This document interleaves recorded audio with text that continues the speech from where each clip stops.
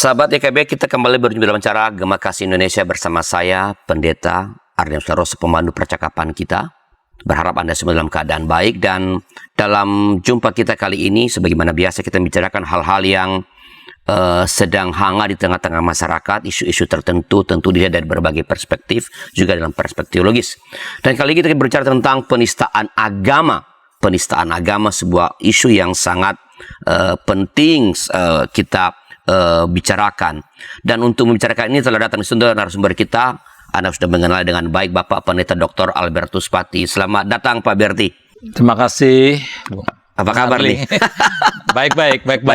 Sehat. Dari Bandung kah tadi langsung ini? Dari Bandung langsung. Oh, biasanya kan melanglang-buan di Jakarta berapa hari, ceramah sana sini, baru mampir ke YKB. Kemarin dari Jakarta, tapi kemudian harus balik dulu secepatnya, lalu kemudian balik lagi ke sini. Oke. Ya Pak Pendeta Albertus Pati adalah pendeta GKI berbasis di GKI Melonus Bandung. Beliau adalah seorang yang sangat aktif dalam terlibat dalam percakapan, memberikan pemikiran tentang masalah-masalah yang berkaitan dengan agama, relasi antar agama, dan juga masalah-masalah politik.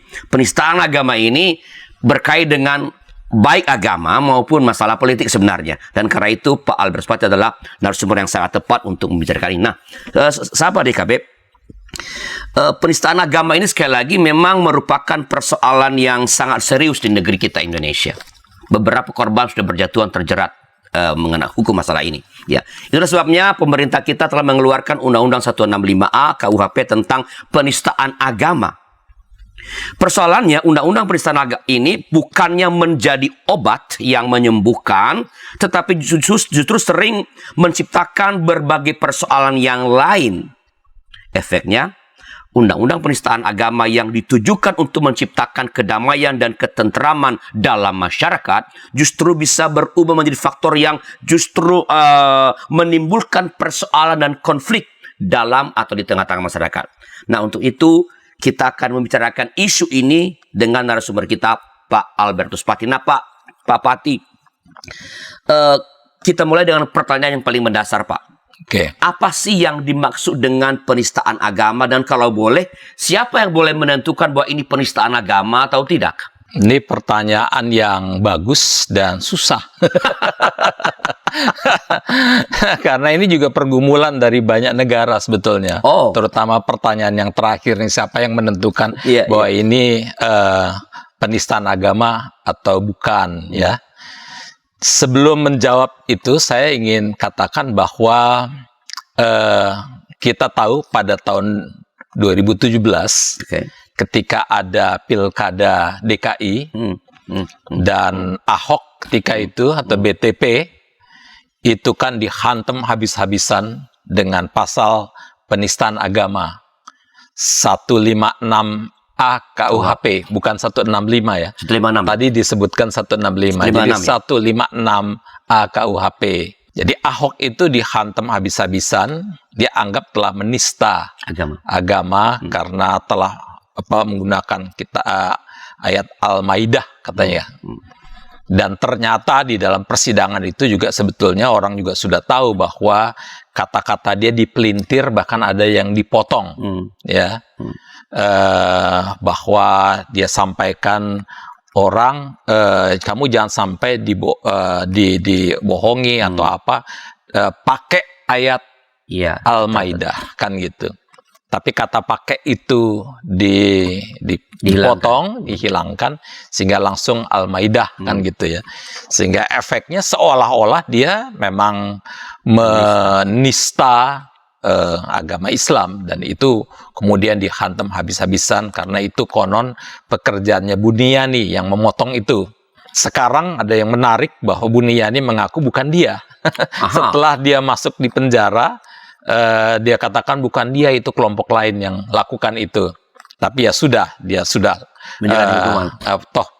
dia sudah di penjara, ya.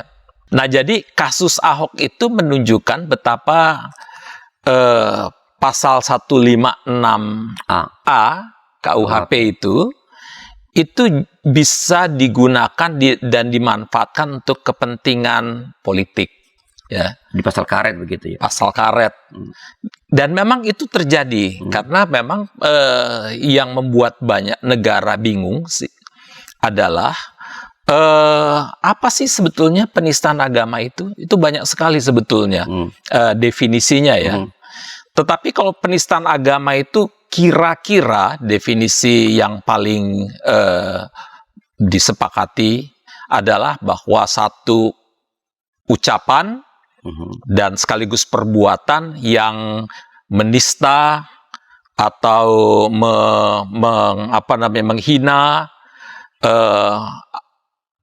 satu agama tertentu, tokoh agama tertentu, simbol-simbol keagamaan dan sebagainya, sehingga memang dia dianggap itulah yang namanya penistaan agama. Jadi oleh karena itu yang namanya penistaan agama sekali lagi bukan sekedar ngomong, bicara, pernyataan, tapi juga tindakan-tindakan yang menista, lalu kemudian merendahkan atau kemudian menghina tokoh agama atau ayat-ayat tertentu atau kitab atau simbol-simbol keagamaan dari salah satu agama. Nah, itu yang dan disebut. Atau ya Pak, artinya dua-duanya entah ucapan atau perbuatan itu bila salah satu atau harus dua-duanya baru dianggap penistaan agama. Nah, semuanya. Kalau salah satu juga tidak apa-apa karena jadi salah satu atau dua-duanya. Betul. Oke. Betul. Nah, kembali kepada yang tadi, kalau gitu yang menentukan ini penistaan agama ini kan delik aduan kelihatannya. Iya. Betul ya? Iya. Nah, itu siapa? Kalau misalnya gini, ada orang yang mengatakan tentang Yesus yang di agama Kristen. Iya. Siapa yang boleh mengatakan yang orang ini ngomong ini menista agama Kristen atau bukan gitu, Pak? Jadi sekali lagi tidak ada satu standar umum yang bisa menentukan ini penistaan atau bukan.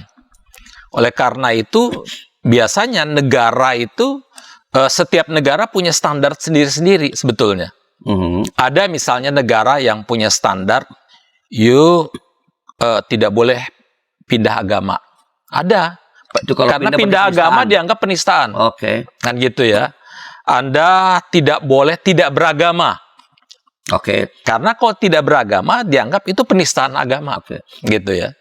Dan itu hukumannya bisa hukuman mati itu. Kan gitu ya. Di dalam kasus di Malaysia misalnya. Ada seorang perempuan yang tadinya dari satu agama tertentu, Islam, dia mau pindah ke agama lain. Itu masuk ke pengadilan sampai 2 tahun di pengadilan dan efeknya keputusan pengadilan dia tidak boleh pindah agama, gitu ya. Jadi agama itu tidak punya kebebasan memilih.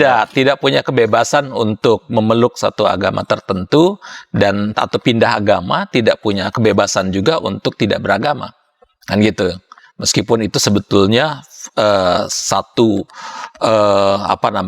keyakinan itu di dalam konteks hak asasi manusia itu disebut forum internum, itu non-derogable rights, artinya sesuatu yang tidak bisa dikurangi. Kalau orang soal keyakinan itu dia mau yakin apapun dan sebagainya, siapa yang bisa menista atau merendahkan, meremehkan sebuah keyakinan? Jadi mestinya itu dihormati.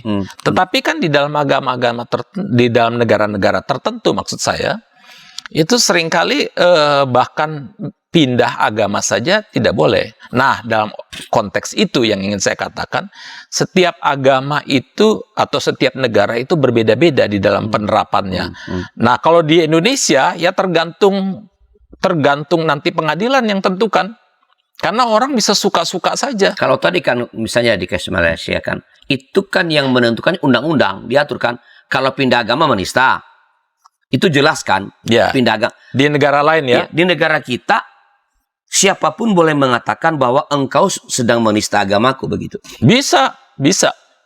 Kasus Ahok misalnya, kan dia ngomong meskipun dia udah bilang ada bukti-bukti bahwa itu tidak merupakan satu penistaan agama, tapi oleh karena desakan massa yang begitu banyak dan ketika itu pemerintah juga berpikir daripada nanti ribut pecah habis-habisan karena massa itu ya udah begitu ramai dan sebagainya, itu bisa pecah Indonesia karena keputusan politik, ya dia harus masuk penjara.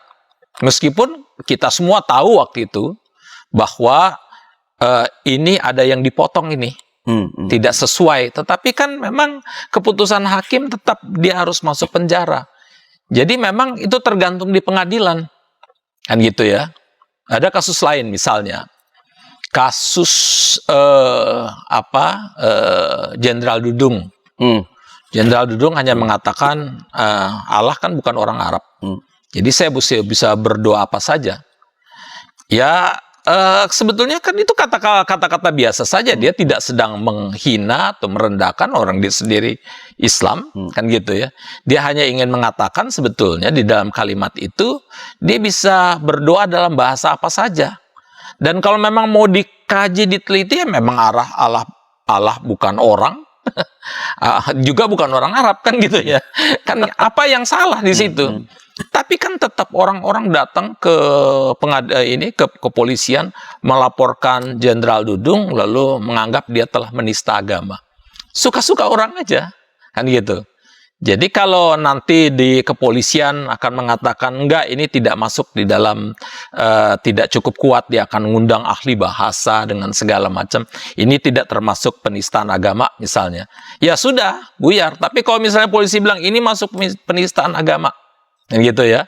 Lalu kemudian dimasukkan ke pengadilan.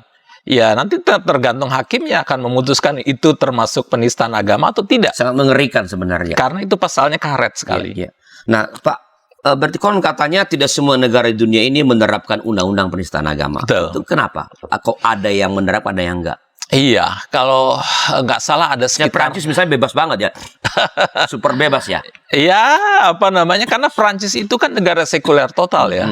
Tetapi negara sekuler total artinya di Prancis orang tidak boleh menggunakan jilbab, kan gitu ya.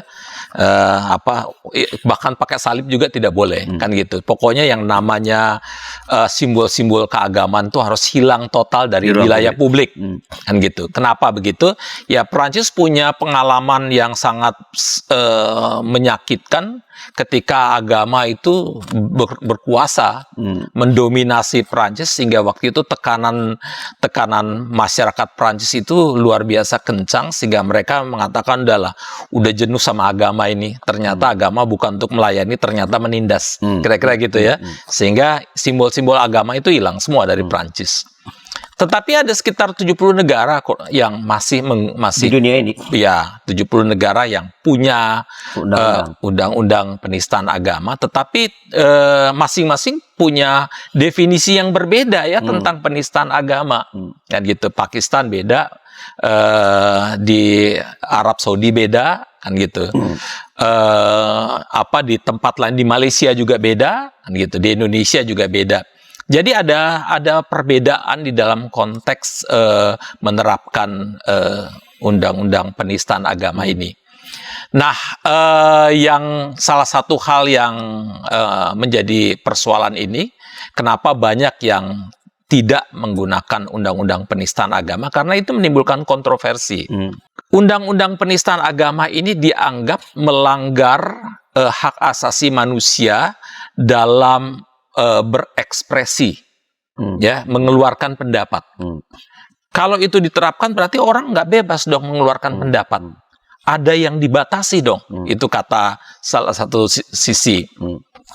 Kelompok dari sisi lain mengatakan nggak bisa, kita butuh undang-undang penistaan agama supaya orang tidak menggunakan kebebasan itu secara serampangan, ya.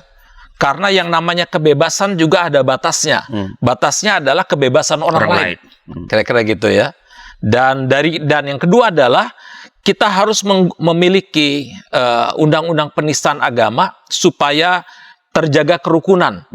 Kalau enggak, ini orang ngomong sesuka-sukanya, ngejelekin sana, ngejelekin sini dengan segala macam. Nah, jadi ada banyak negara yang berpendapat bahwa demi menjaga hak asasi kebebasan berpendapat, ya, mengekspresikan kebebasan mereka, maka tidak perlu ada undang-undang penistaan agama. Sedangkan yang lain ada. Apakah, kan faktanya kita punya kan di KUHP kan 156A tadi. 156A. Apakah undang-undang seperti ini membuat punya nilai-nilai positif enggak sih dalam kaitan dengan apa yang disebut penistaan agama, atau sebaliknya sementara dia membawa yang tadi destruktif, tapi setelah beberapa informasi berikut ini.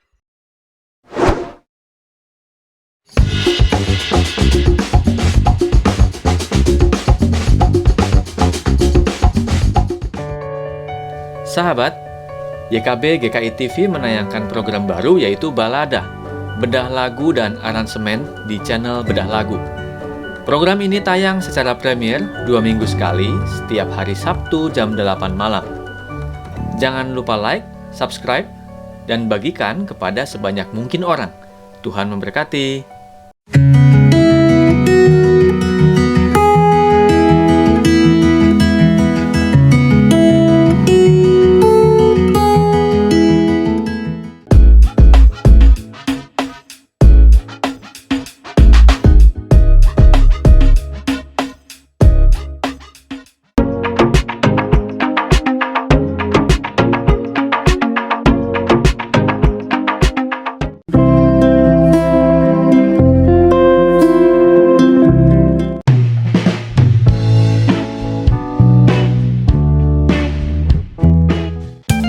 Sahabat, mari dukung pelayanan dan pekabaran Injil melalui YKB dengan membagikan link acara ini kepada sebanyak mungkin orang. Dukungan juga dapat saudara lakukan dengan mentransfer dukungan finansial ke rekening BCA ke nomor 450 305 2990 450 305 2990 atas nama Yayasan Komunikasi Bersama.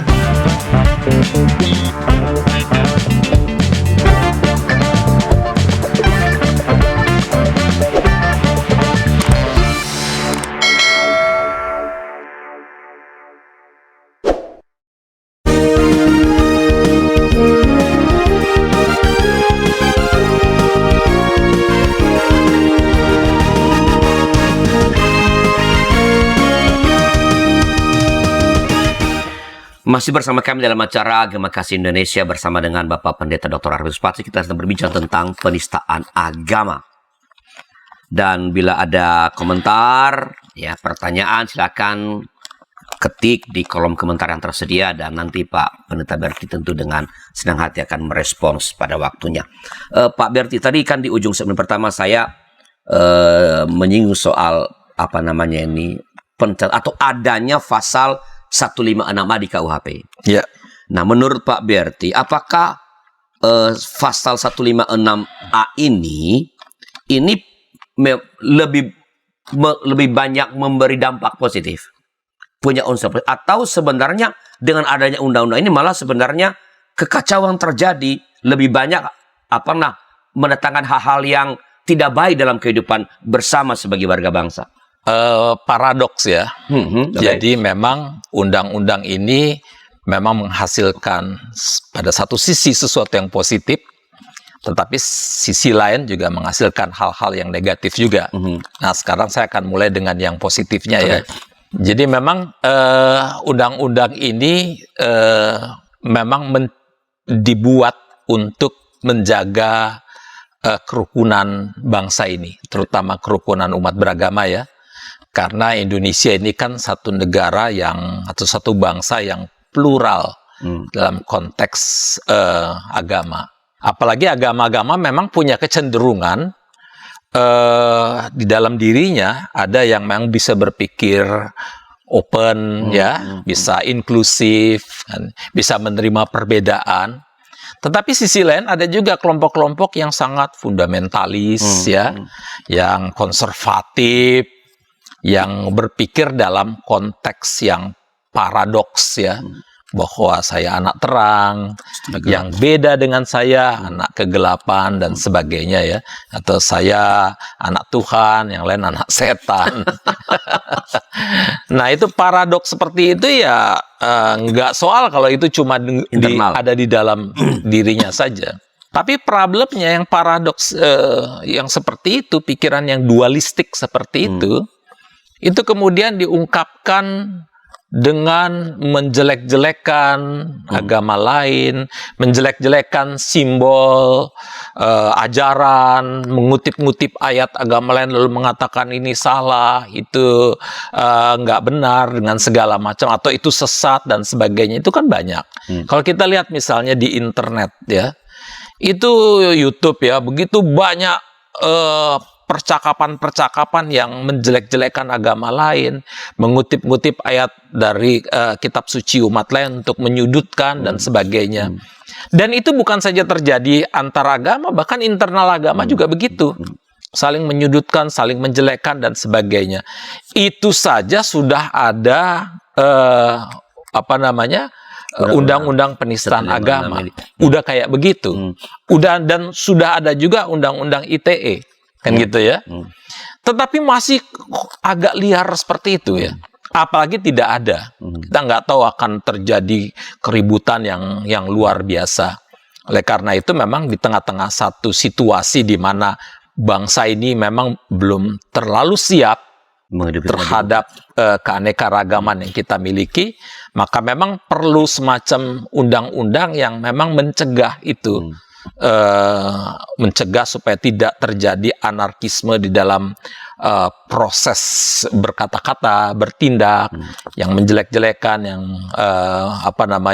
menyudutkan kan ya, atau menimbulkan kebencian pada umat lain. Jadi itu yang terjadi ya, itu positifnya. Kalau negatifnya itu ini problem besar sebetulnya di dalam konteks negatifnya.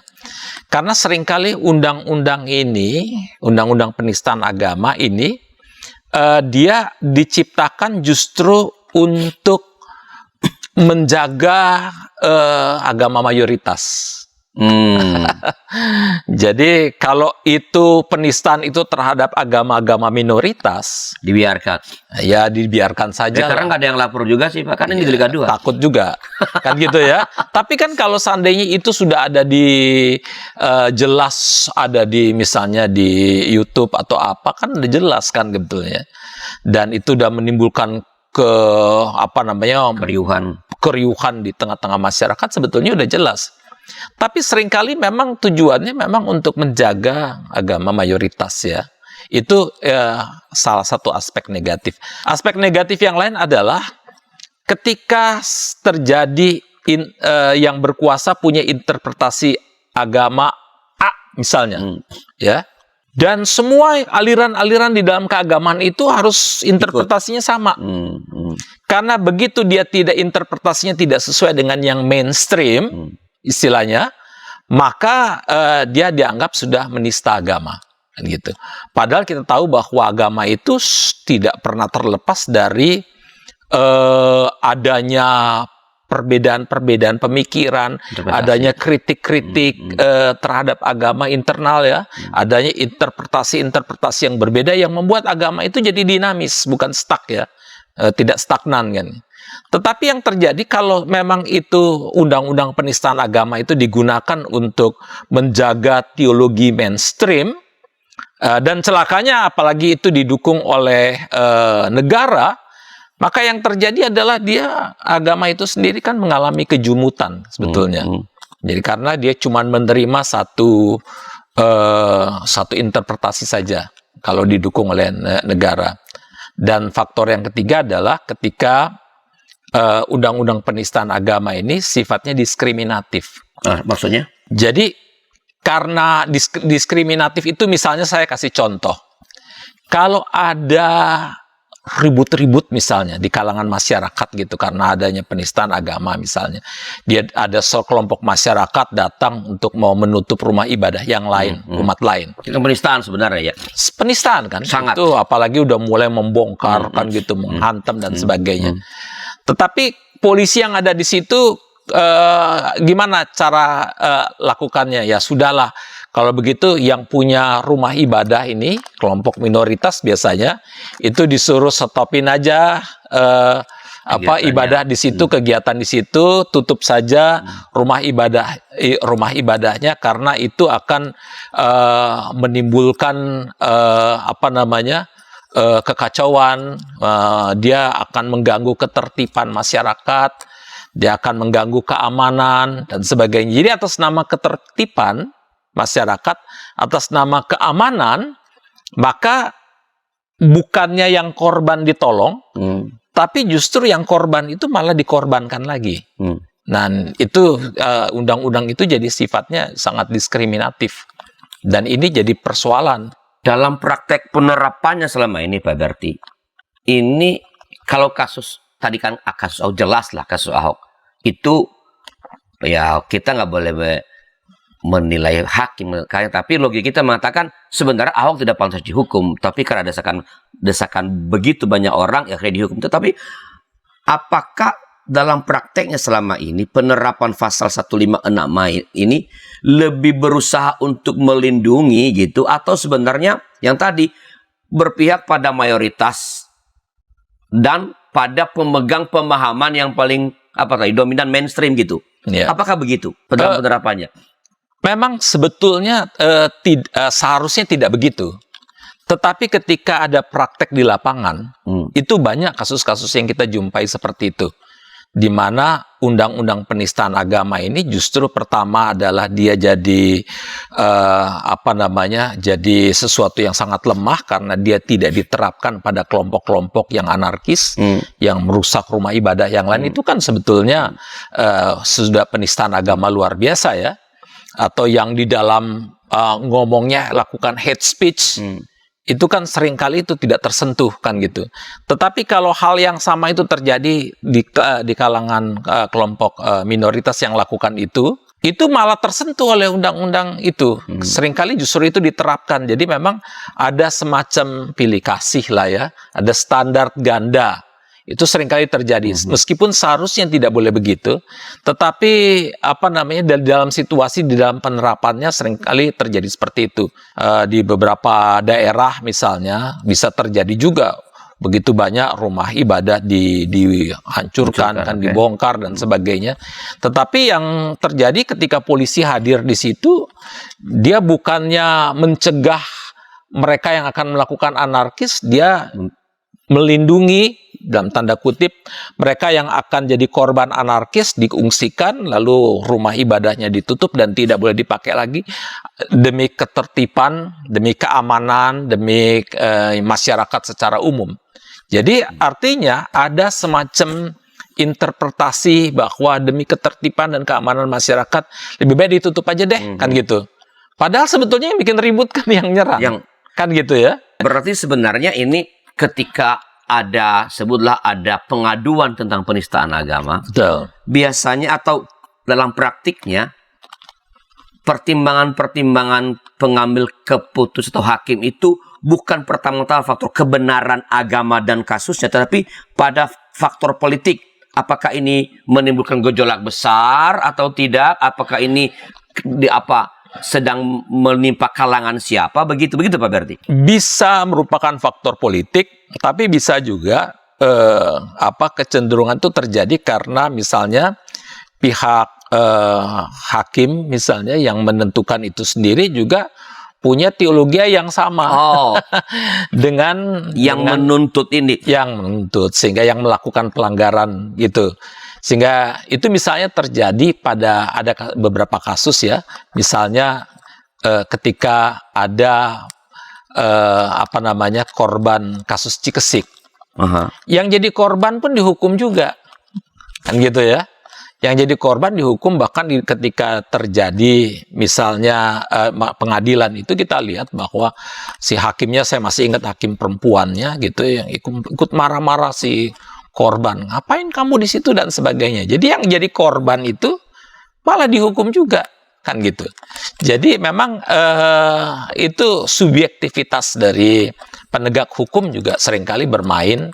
Ada satu, subjektivitas penegak hukum. Kedua adalah memang seringkali interpretasi demi ketertiban dan keamanan masyarakat itu interpretasinya sangat-sangat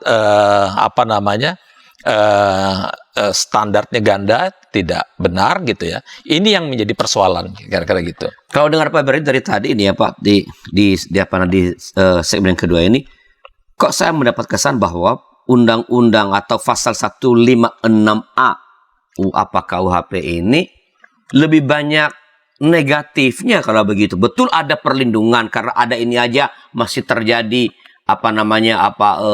penistaan. Tapi kalau dalam prakteknya lebih berdampak negatif, lebih merusak daripada melindungi, Pak. Kalau dengar penjelasan Pak Beri tadi, apa begitu, Pak? Ya, artinya sekali lagi itu paradoksalnya ya. Jadi memang ada positifnya juga. Kita harus akui bahwa ada sesuatu yang positif karena dia dibutuhkan juga di tengah-tengah satu bangsa yang sangat plural, majemuk gini, di mana orang juga seringkali sesuka-sukanya aja ngomong, saling menjelek-jelekan. Apalagi memang agama kadang-kadang begini.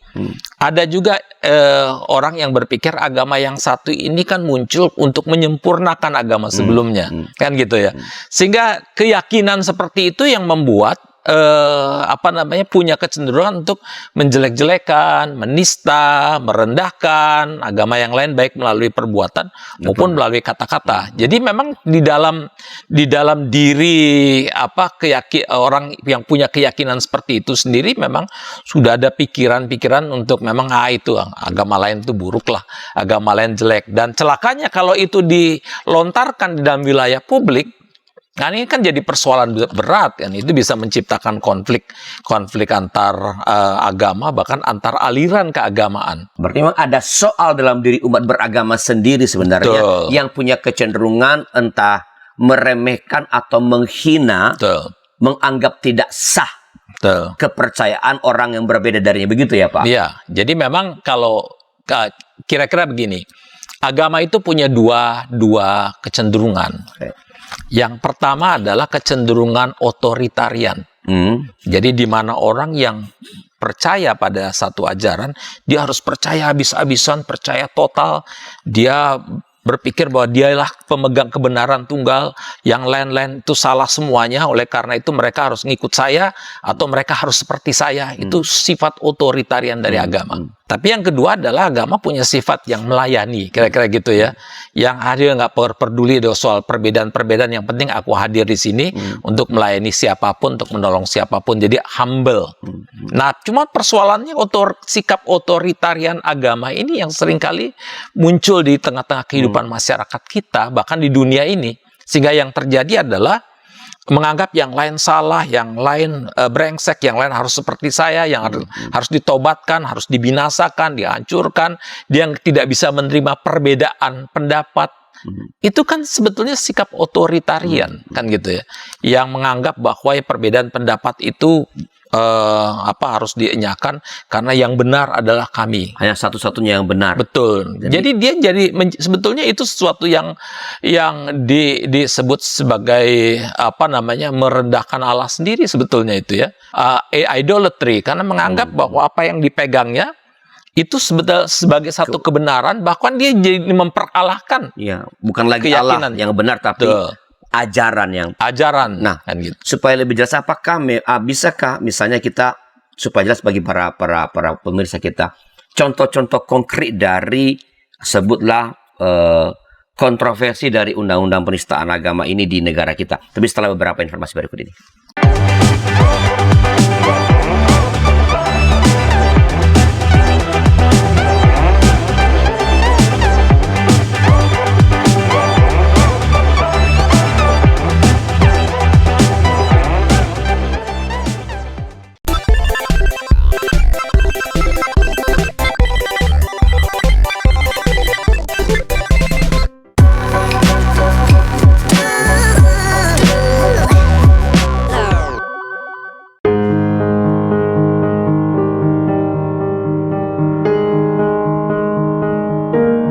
Sahabat, kami mengucapkan terima kasih karena sudah menjadi mitra pekabaran Injil di channel YouTube YKB GKI TV.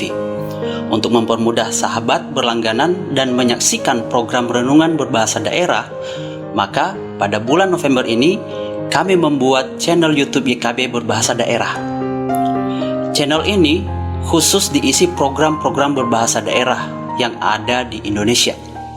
Diingat ya sahabat, mulai bulan ini program seperti Basa-Basa Dede bahasa Nias, Palamboroha bahasa Toba, Pepalem Pusuh bahasa Karo, Pamalas Uhur bahasa Simalungun, Pepalem Ate bahasa Pakpak Dairi, Paniis manah bahasa Sunda, pangayeming manah bahasa Jawa, panadoh ati bahasa Dayak Ahe, penyadingan atei bahasa Dayak Ngaju, piranai atei bahasa Dayak Maanyan, umpama tana pena bahasa Toraja, papan sungai naunga bahasa Talaut, pakateno unau bahasa Siau, mari kasagar hati bahasa Kupang, pamaringo eti bahasa Sumba, mapalolinekaf bahasa Timur, dan bahasa daerah lainnya akan tayang di channel YouTube YKB Berbahasa Daerah. Jangan lupa subscribe dan tekan tanda lonceng untuk mendapatkan informasi video terbaru di channel YouTube YKB Berbahasa Daerah. Terima kasih, Tuhan Yesus memberkati. Sahabat, mari dukung pelayanan dan pekabaran Injil melalui YKB dengan membagikan link acara ini kepada sebanyak mungkin orang. Dukungan juga dapat saudara lakukan dengan mentransfer dukungan finansial ke rekening BCA ke nomor 450 305 2990 450 305 2990 atas nama Yayasan Komunikasi Bersama.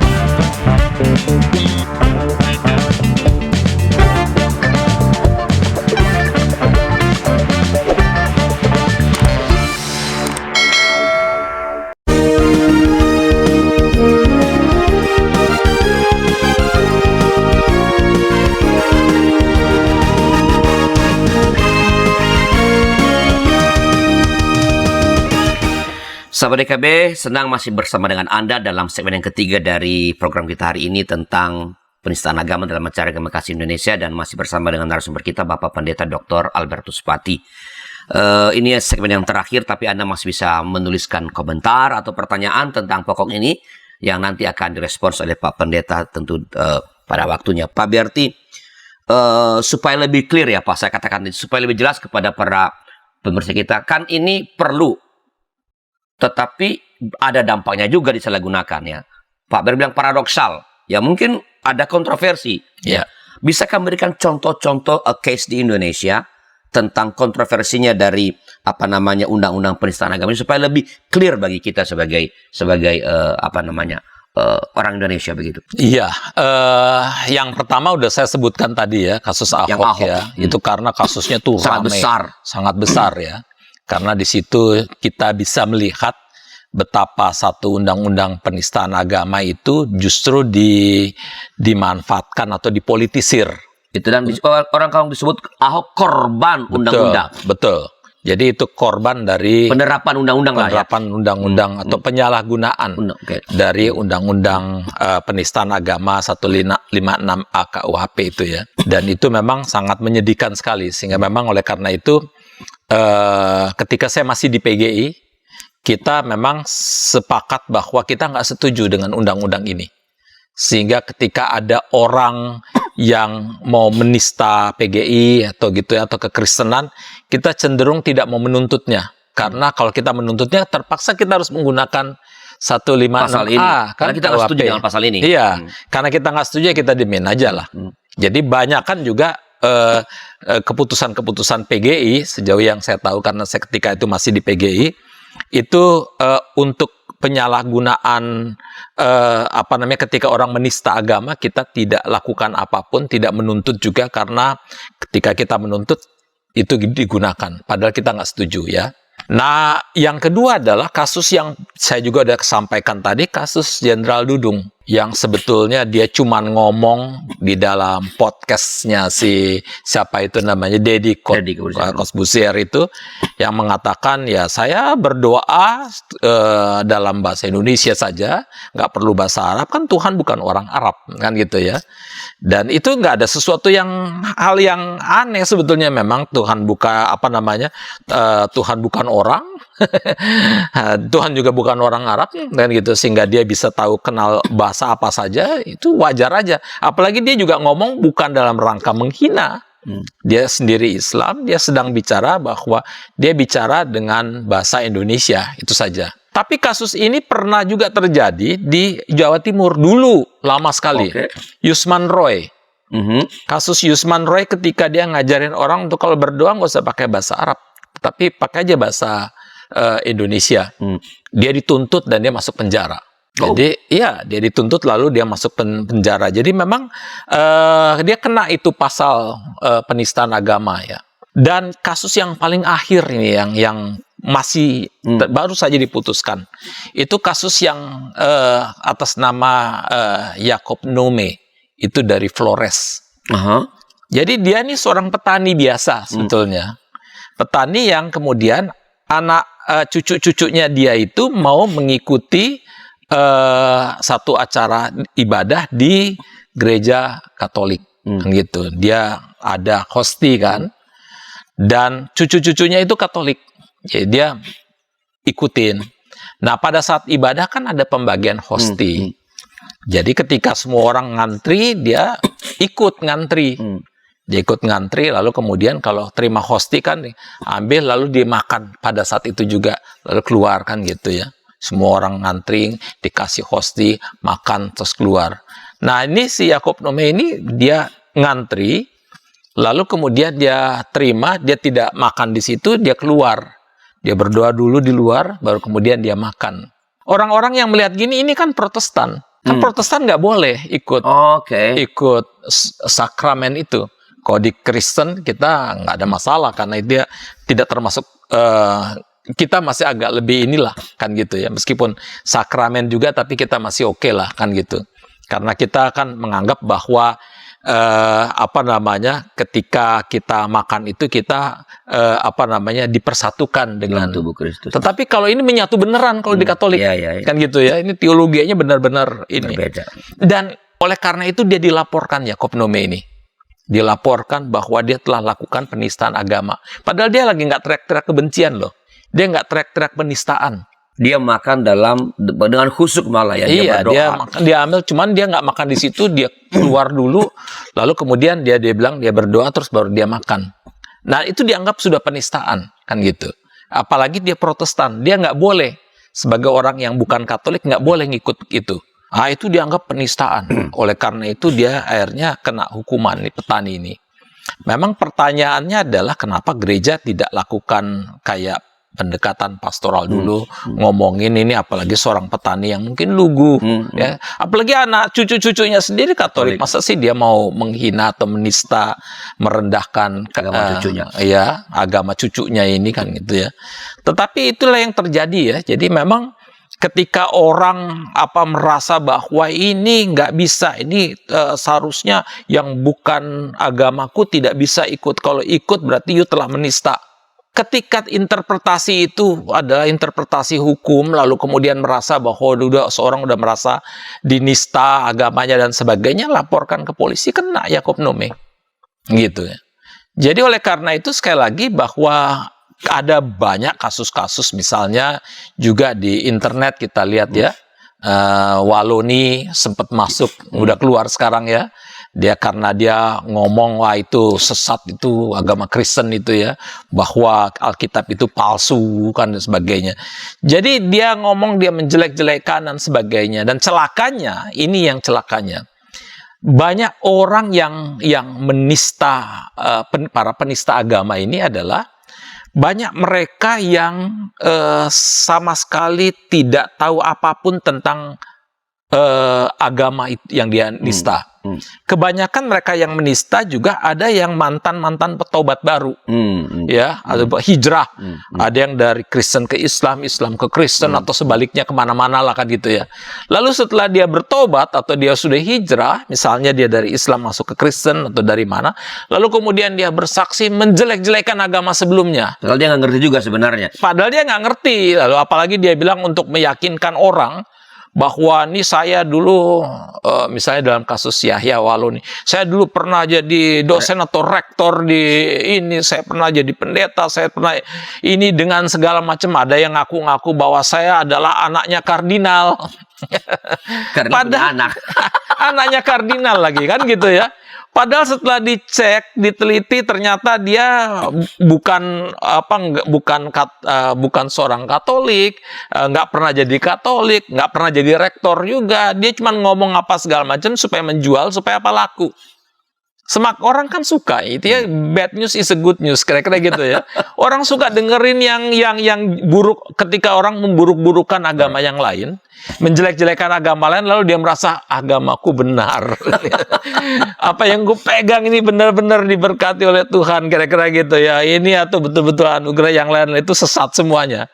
Jadi ada semacam satu perasaan sebetulnya otoritarianisme itu di dalam dirinya, yang ketika lihat yang lain jelek, dijelekin, dibrengsekin, langsung dia merasa udahlah yang benar aku, kan gitu. Sayang sebetulnya. Jadi kasus-kasus begitu banyak ya Waloni dan sebagainya. Di kalangan Kristen juga ada pendeta-pendeta yang kayak begitu juga, ngejelekin. Setelah dia masuk pendeta, benar pendeta apa enggak kita nggak tahu ya. Jadi setelah dia masuk Kristen, kemudian dia jelek-jelekan agama yang lain sebelumnya. Yang kayak gini ini sebetulnya menurut saya ini kan sebetulnya mesti dicegah. Nggak perlulah. Kalau you memang sudah masuk di satu agama, ya nggak perlu jelek-jelekan agama sebelumnya. Ngapain sih? Oleh karena itu saya selalu bilang, ini penting ini Pak Arli. Saya selalu bilang kepada para pendeta maupun gereja-gereja dimanapun dengan segala macam, terutama GKI, dan saya pikir GKI sudah menerapkan itu. Untuk mereka yang petobat baru, yang dari agama sebelumnya, mereka ketika memberikan kesaksian di persekutuan atau di gereja di depan umat, dilarang keras untuk menjelekkan agama sebelumnya. Ya, tidak boleh menjelekkan agama sebelumnya. Karena ketika you menjadi Kristen, seharusnya you jadi rendah hati, you harusnya berpikir positif terhadap kekristenan, tetapi juga terhadap umat lain. Dia nggak perlu untuk jelekan agama lain. Iya, menghakimi dengan segala macam. Jadi menurut saya gereja-gereja harus membuat peraturan seperti itu, terutama GKI lah kan gitu ya. Karena saya GKI, kira-kira gitu ya. Tapi saya berharap gereja-gereja di seluruh Indonesia juga lakukan hal yang sama. Kalau mereka yang sudah pindah agama, nggak usah lah dia diminta supaya dia ngomong kesaksian lalu menjelek-jelekan agama sebelumnya. Tidak ada yang untung di situ. Ketika nggak ada yang untung ketika iman Anda diperkokoh hanya dengan menjelekkan yang lain. Iman Anda rapuh banget imannya gitu loh. Betul. Iman yang kokoh betul adalah ketika you udah lihat agama yang lain juga bagus, tapi you tetap beriman dan tetap memegang agamamu. Kan gitu. Kalau hanya milih antara benar dan salah kan gampang, Pak. Betul. Tapi kalau benar dengan benar, you mesti cari yang benar-benar benar. Iya, betul. Jadi oleh karena itu menurut saya kita mesti memberikan satu penyadaran terhadap umat supaya umat itu di tengah-tengah bangsa yang plural majemuk ini nggak usah lagi berpikir seperti orang abad pertengahan. Orang abad pertengahan itu udah selalu berpikir dalam konteks dualistik, polaristik tadi. Kalau saya anak Tuhan, situ anak setan, kan gitu ya. Saya harus cari kejelekan-kejelekan di situ untuk meyakinkan bahwa agama saya benar. Itu pola berpikir abad pertengahan. Tetapi sekarang kita sudah di abad yang modern, nggak perlu lagi berpikir dalam konteks yang biadab seperti itu ya. Kita udah jadi manusia yang seharusnya lebih beradab, lebih matang, lebih dewasa, dan lebih realistis menerima keanekaragaman bangsa ini. Itu kira-kira begitu. Ya. Nah, karena undang-undang atau pasal 156 ini kan sudah terbukti disalahgunakan, membuat orang lain jadi korban begitu. Apakah misalnya ketika ada kasus-kasus di mana sebenarnya ini akal sehat mengatakan ini bukan penistaan agama, apakah para kelompok agama ini tidak perlu melakukan advokat, atau apakah ada lembaga antar agama? Ya, kalau belum, apakah perlu dibentuk lembaga antar agama yang mengadvokasi gini loh? Kalau seorang Kristen dituduh menista agama lain, kalau yang memilih orang Kristen kan rada repot itu, Pak. Tapi kalau misalnya teman-teman yang beragama lain, apalagi yang disebut yang dinistakan itu yang membela, kan soal jadi berbeda. Apakah ada upaya semacam ini, Pak? Maunya ada. Oh, maunya ada. Maunya ada, tapi susah karena memang ketika seseorang misalnya Pak Arli beda agama dengan saya, Pak Arli dianggap menista, kemudian saya belain, kan gitu, meskipun kita beda agama, enggak kok, yang dia katakan itu tidak menista agama saya kok, kan gitu ya, saya belain gitu. Tapi efeknya saya dibenci oleh orang-orang seagama saya juga, kan gitu ya, karena ada keanekaragaman di dalam ini umat. Lagi curhat ini. Betul. Sedikit. Jadi di tengah-tengah keagama sendiri ada semacam keanekaragaman agama yang membuat kita kalau mengutarakan pendapat, oh ini misalnya ada pendeta yang menjelekkan agama yang lain, lalu kemudian itu dia sih salah. Ngapain dia jelekkan agama lain? Itu nggak benar dengan segala macam. Nggak ada kesaksian yang baik dengan menjelekkan agama lain. Tapi kalau kita ngomong begitu, yang lain bilang, wah ini apa-apaan ini? Kok dia justru seorang pendeta yang baru, orang yang baru pindah agama, lalu kemudian dianggap menjelek-jelekan agama lain, membiarkan dia masuk penjara, lalu ribut kita dengan kita, kan gitu ya. Adanya keanekaragaman di dalam agama itu sendiri memang mempersulit itu juga. Jadi agak sulit ya Pak ya? Agak sulit. Tetapi yang bisa kita lakukan adalah, menurut saya adalah kita bisa berupaya supaya undang-undang pasal 156A KUHP ini memang lebih tegas dan lebih jelas apa yang dimaksud dengan penistaan agama. Perlu ada ini dong, undang-undang sebenarnya atau peraturan turunannya. Betul, memang harus ada yang memang jadi kita jelas mana yang tidak masuk, mana yang tidak. Kan gitu, yang masuk, kan gitu. Itu harus jelas banget. Sehingga mana yang bisa kita anggap penistaan, mana yang kita mengatakan tidak. Karena kalau ketika pasalnya terlalu karet, dia bisa digunakan oleh siapa? Politisi bisa menggunakannya, orang bisa menggunakan hanya karena nggak suka kepada Jenderal Dudung misalnya. Orang bisa menggunakannya hanya karena orang dalam keluguannya ingin ikut makan, kan gitu ya. Jadi menurut saya adalah memang pertama mesti ada semacam kejelasan yang di dalam konteks penerapan undang-undang ini. Yang kedua adalah memang harus memperbanyak forum-forum dialog tentang ini supaya memang kita mengurangi perbedaan-perbedaan pendapat di antara kita, gimana supaya memang jangan sampai yang saya ngomong tidak bermaksud untuk menista, tapi lalu dipandang sebagai penistaan. Jadi perlu kematangan umat juga di dalam menyikapi perbedaan pendapat. Dan yang ketiga, yang terakhir, saya pikir adalah seperti yang tadi saya katakan, umat mesti dididik, semua orang mesti dididik untuk tidak lagi menjelek-jelekan agama lain, termasuk agama sebelumnya, kira-kira gitu ya. Karena kalau dia udah tobat, ya tobat aja sudah. Ya, kita juga senang aja. Kan senang, kenapa senang? Karena toh dia sudah menemukan dalam proses penziarahan imannya, dia menemukan labuhan hatinya. Apa yang ia yakini sebagai kebenaran bagi dirinya. Betul. Karena yang persoalan yang terjadi adalah banyak orang yang ada beragama tertentu, tetapi sebetulnya dia nggak punya iman di situ. Kan kita ketemu jadi orang yang betul-betul sebetulnya hanya maksudnya saya nggak punya iman itu begini. Begitu ditanya, kamu tahu apa tentang agamamu, tentang kekristenan? Dia nggak tahu apa-apa. Tetapi KTP-nya Kristen. Itu sebetulnya orang yang kelihatannya aja beriman, tapi nggak beriman. Kan gitu ya. Dan itu banyak sekali sebetulnya. Baik. Ini sangat menarik, tapi sekali lagi waktu kita terbatas. Jadi, para sahabat YKB, andaikan saja kalau tadi saya boleh, bukan menjadikan, tapi bagian dari yang dikatakan Pak Ber, andaikan saja kita umat beragama ini betul-betul faham ajaran agama kita, menghayati dan melakukannya, sebenarnya undang-undang nggak perlu, karena kita nggak mungkin menista agama lain kalau kita betul-betul memahami dengan baik ajaran agama kita dan mempraktekannya. Baik, terima kasih atas kebersamaan kita, dan jangan lupa bila ada sekali lagi masukan-masukan silakan kirim ke kami melalui nomor 0812 8188 9191. Sampai jumpa pada episode yang akan datang. Tuhan memberkati.